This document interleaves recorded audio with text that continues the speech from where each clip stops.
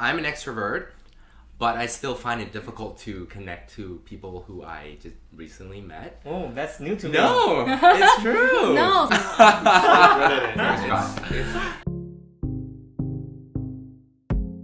What's up, everyone, and welcome back to the Grad Student Regrets podcast. This is episode 4. My name's Nick. I'm Cheng. I'm Emily, This is Ivy. and today we are going to talk about why people you meet at grad school is more important than the class you take. And for that topic, we've invited our very dear friend, Sun! Hey! Our first guest on our podcast. Aw, thank you guys. Thank you. Thank you for coming here. Yeah. My name is Sun. I'm a physician from Thailand, and I'm also in the same program as they are. Yeah. The reason why we brought Sun today because this topic is like suit for you. Oh, You wow. inspired many people in this room, and we think that you can bring a lot of inspiration to our podcast. So Sun knows everyone.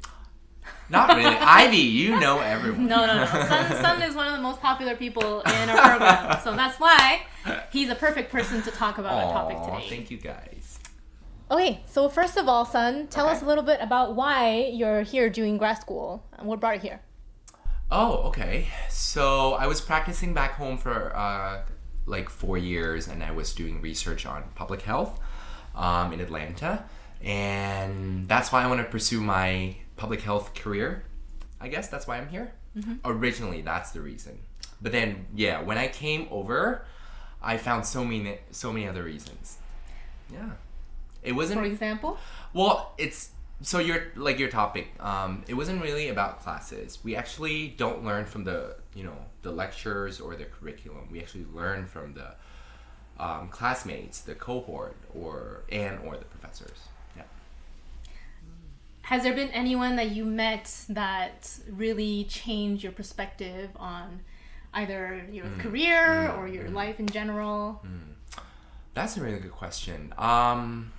I wouldn't say I met a person and that sort of changed who I am or my perspectives towards life, but it was how do I put it? It was just the whole experience, basically. It was, a collective of everything, and yeah. Well, let's backtrack a little bit more Okay. from that then. So did you meet one person that made you want to go to Atlanta and do public health in the first place that kind of got you here? Ah, interesting. No, I was actually I was a medical student. I was in my last year, and there was a scholarship that I wanted to apply, and I had to come up with a public health sort of topic intervention. So I did that, and I wanted to solve or increase survival rates of out-of-hospital cardiac arrest patients back home in Thailand. So that's how I got interested in public health in the first place. Oh, wow. Yeah. So it was never something that you saw in the classroom, never in your classes, even in medical school? Oh, actually, it was an article, though. It was a research paper that I read. So apparently the survival rate for out-of-hospital cardiac arrest patients in Thailand was less than 2%, versus in Seattle, where Ivy's from, is 80%, right? So where you are actually determines your health. That's what it's called, social determinants of health. Oh, That's so you prior to this grad school, you were thinking about pursuing a career in public health. Is that what you say? Yes. And you go to grad school for the skill set, or you go to grad school for the connection, or you already have a goal there. So what grad school bring you? That's a really good question. I wanted to come here for the skill sets and the tool sets to go back home and pursue continue my public health career. But it was so different when I came here. Yeah. I was gonna ask. Yeah. Do you feel like you actually the thing that you got out of grad school the most right now so far is your tool set and skill set? Definitely not. Definitely not. I think I talked about it briefly the other day, that it's always 80% is always the mindset, and skill sets and tool sets are the only the other 20%. And the mindset you actually learn from your classmates, from hanging out or from connecting to new people. When I came here, I wanted to start a social. I didn't know what I wanted to do, but I wanted to do something for the society. And I actually did start a social venture, which I'm really excited about. And I found it was very interesting how people tend to connect or reach out to other people. You would just email or text a person and have a one-on-one lunch with them, and that was just very interesting to me. I didn't really experience that before coming here. Yeah. It's harder said than done, but in grad school you should really reach out to the people and don't be afraid of someone who's like higher ranked or have a lot of experience. You have nothing to lose by asking them to have lunch with you, and you can get so much out of it. You mean one-on-one lunch with the professors, or you mean one-on-one with the friends? Both. Sometimes you can get as much or even more out of a classmate than with a professor. I think coming from an Asian culture, it was hard for me to reach out to professors, but I think Nick here can really share about reaching out to professors. Like, oh gosh, no. I mean, you're putting me on the spot, but it comes from a lot of help. I mean, my advisor helped set up a lot of those meetings initially, and then eventually it came to the point where I started to see how she wrote those introductory connecting emails, and I would use that as a template to be like, okay, well, let me try this out, let me word it like this, let me include my CV, because I never really thought that was a big thing, right? And then that's where I started to get more traction. Now, it helps to have like your schools.edu email in there, like that changes everything, right? Yeah. When I was telling you about cold calling, you reached out to a lot of people too. Yes, I think using the Ivy League school email really help you, because people will notice that, wow, this man is from. But I think it's hard for you to like take the first step to write the email. You don't have to be scared, because from your you reach out to one of our professor prior to you come to Harvard, like 1 year sometime? Yeah, oh my gosh, yes. I got really lucky. I was inspired. I think Ivy read my blog post that eventually you'll be able to read online about it. Hopefully, right? The one that I wrote right before break. Wow. I talked about my experience, just like I went to all of the events for the school and I was like, I'm really interested.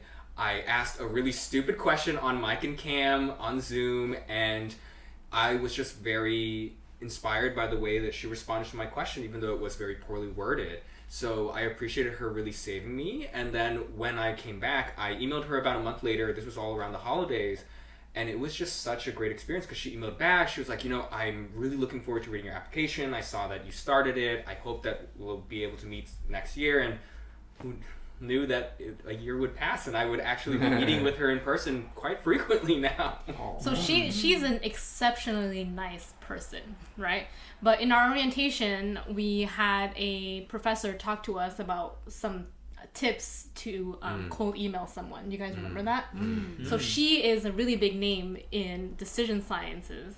And she said that when you email someone, especially a professor that's well known, they're probably very busy, so it's good to acknowledge that in your email, saying, oh, I know you must be really busy. It's okay for you to take some time before replying to me, something like that. And then, they might not reply right away, but follow up in like a week or two. So it seems like all of you have experience with one-on-one lunch or one-on-one dinner with a professor or friends. Can you share more about what experience, what did you get it from, and what changed you eventually? Or I like to know what's the experience. Yeah, and I'm also curious that Son, you said you have a lot of experience in one-on-one lunch, and there must always be the first time. So how did you do at the first time? Are there any tips that you can share with us? Right. So I'm an extrovert, but I still find it difficult to connect to people who I just recently met. Oh, that's new to me. No, it's true. No, Sun can become friends with literally anyone. Fingers crossed. Are there like? Do you consciously think of tips or what to say to a new person that you meet? Interesting. Or is it just I unconscious? actually learned this tip from a doctoral student of how to sort of connect to a new person that you recently met. So apparently her tip was everybody loves talking about themselves. Right? So you just shoot questions. What was your background? Where are you from? Why do you do certain things? Just keep shooting questions, and the conversation would just continue. So that's one of the reasons I don't really talk about myself, because you don't really learn from talking about yourself, do you? Yeah, exactly. Wow. You only learn from I listening guess to it's others. a bit selfish not to talk about yourself, because You're also very humble. well Yes. yeah. So that was one of the tips, and being an extrovert really helps. Meeting a new person, you're not really shy. But definitely a one-on-one session is harder than more people. Yeah. Yeah, I find it tough sometimes. I would consider myself as an introvert. No, you're not. No, you're not. Oh my gosh, No, you're I'm not. actually an introvert. So. no. I would believe that. Yes, I would believe that. So do you have any advice for some people like introvert people? Well, I guess for me, I know it's difficult and you don't have to change yourself, but if you really have to face situations where you have to start a conversation, you just have to, I guess, prepare questions and fake it till you make it. Yeah. But I think what you said about asking questions is helpful for an introvert too, right? Other people really appreciate it when they can find someone who listens well. Yes. So as an introvert, we can listen really well and answer questions depending on what the person just told you to show that you're really listening carefully. Yeah. It's interesting that you talk about like 80% is about mindset and only 20% is about skills. So for you, do you feel like this mindset come from the professor, or do you feel like come from the course, or come from the people you know in the grad school? We're talking about public health, right? Yes. Public health.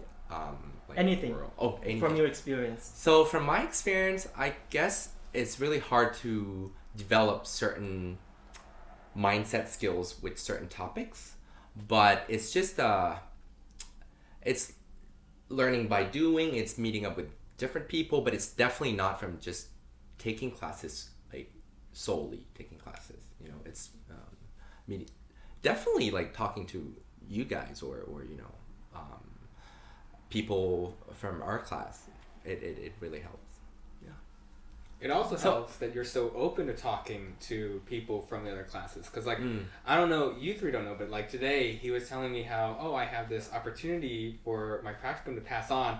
So I posted it to my cohort, and, unfortunately, 4 people. I'm so sorry, Oh, you're son. fine. But he was so gracious, where he's like, here, Yeah. I'll just give them my number, and we can chat about it. And it's like, there's finding only one people spot. like you. Yeah. I guess the point to that one was peer connections really help in going through grad school. Yeah, it's if you're gonna go through grad school just by yourself without connections, it's essentially harder than having friends basically. I was opening doors for other people to continue my practicum or for their own purpose. Yeah, I think you brought a great point, is that prior to this grad school, I feel like people are very similar background. So we all focus on public health. We all care about people. But after came in, like you have real estate back in your home. I was like, wow, you have so many to learn from you. And you are a teacher, right? It's like, And a real estate expert and a financial expert. yeah, people have different different thing other than what we learn can bring up to our connection or network. Yeah. So you can definitely learn from your friends. I feel like I've learned even more from my friends than in class. Oh, that's true. Definitely. That's true. Definitely. Oh my gosh, yes. We don't really learn from. That's not the point. That's not the point. We learn. It's like this. It's like you don't go to class and expect that every day you're gonna come out with something amazing, but you will walk away from class with one or two things that you're like, wow, it sucks that I had to sit through the whole class to get those two things, but I got those two things now. Yeah. But I think you can get one or more meaningful things just by having one lunch with a classmate rather than sitting in one class the whole semester. I think it's worth mentioning the pyramid of learning. Obviously, you would know about it. Like for those who don't, there are different ways of learning, right? The top of the pyramid is from lecture. The retention of knowledge is like 5%, right? At the end of the year, you would only have less than 5% of what you were taught in classes. But learning by doing or connections or meeting up with new people, much higher retention. And you learn much better. Yeah. You should show the pyramid here. We'll find it. Yeah. And I would like to ask that since you met so many people, do you have any mindset change in your From meeting the people. From Yeah, this from year, meeting right? Yeah. So I always had I always wanted to start a social venture. Like I never knew, like back home, sorry, racism and colonialism they're not being discussed. Like I didn't really know much about it, but after I had lunch with different people who were really into these topics, I came up with a social venture. Like, yeah, from not knowing what to do, but wanting to do something. I wanted to make change, obviously, and now I have something to work on. Does your social venture have a name or Yes, it's called platform? Local to Global. All right, we'll list that right here for you. Yeah, it's called Local to Global, and it's essentially sharing resources from the global north to global south, wanting to help support social entrepreneurs back home in Thailand in terms of funding, mentorship, and connections. Oh, so that's perfect for this exact episode. I mean, it's not about the classes, it's about the people. Exactly. And you're all about making more connections for people. Correct, yes. You can meet people like this at an Ivy League grad school. And do you think that these concepts or these mindset are possible when you are in Thailand? I mean, talking from an international student perspective, do you think that studying abroad is very helpful, or if you study in Thailand, you go to another grad school, these will come up eventually? Right. Like I earlier mentioned, so being out of your comfort zone or being away where social contexts are different, or the weather is different, everything is different. You learn new things. You learn about racism, you learn about the culture, and you come up with new ideas.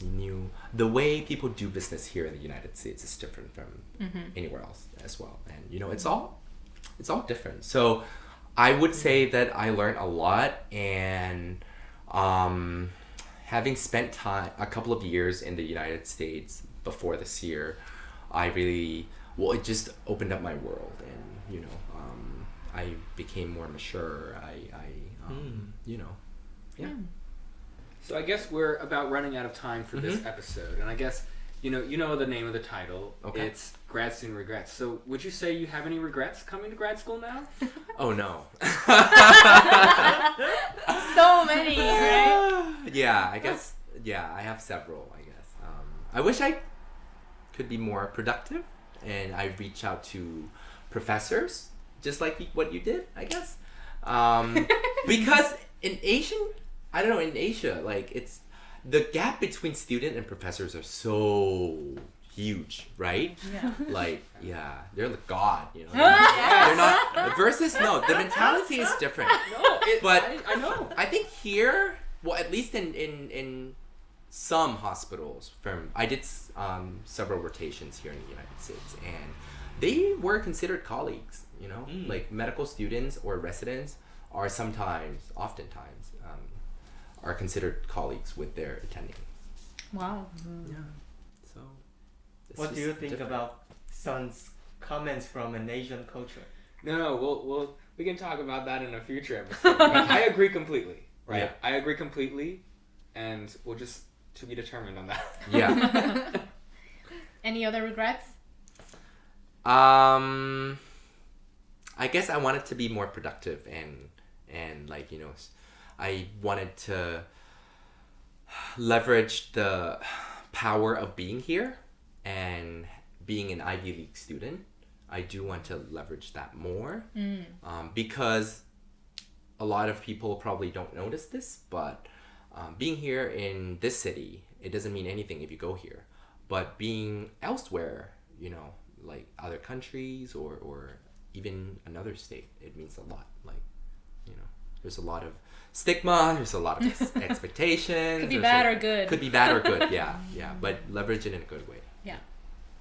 So then, I know that's kind of like advice, but what is your overtaken advice? We sat down like a few weeks ago before class started, and we talked about what's one advice you would give everybody. So what's one advice you'd give to our audience then?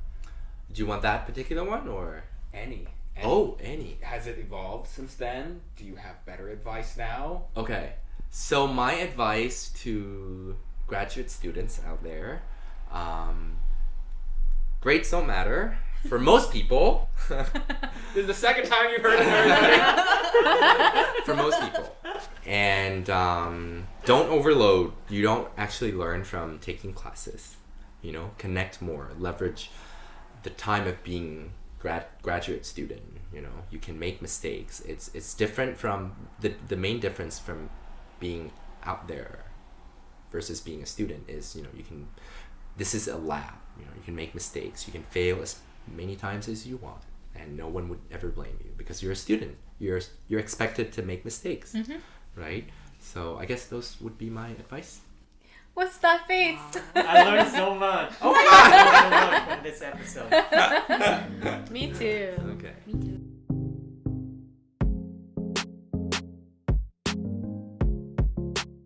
And with that being said, that's the end of episode 4 of Grad Student Regrets. Hope you can join us in a future episode, and please remember to hit the like button, subscribe wherever you're listening to our podcast. Until the next one. Being here helps a lot. Yeah, because before coming here, I was like, Why never are you saying pictured. all this great I know. stuff without it on? That's what I'm thinking. Like, this is... Oh. This is real